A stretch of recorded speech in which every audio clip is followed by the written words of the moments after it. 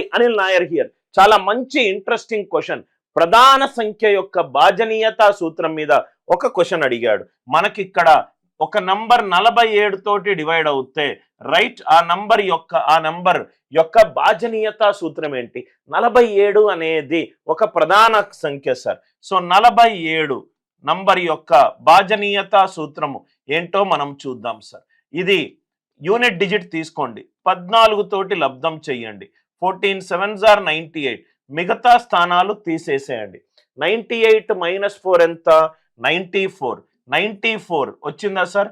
98 - 4 94. 94 అనేది 47 తోటి డివైడ్ అవుతుంది.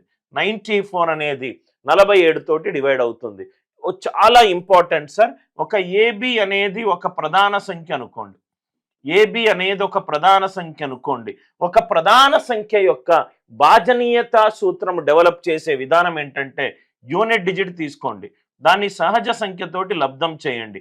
మిగతా వాటిని యాడ్ చేసినా సబ్ట్రాక్ట్ చేసినా నాకు 0 అయినా రావాలి, లేకుంటే ఆ నంబర్ అయినా రావాలి, లేకుంటే ఆ నంబర్ యొక్క గుణిజమైనా రావాలి.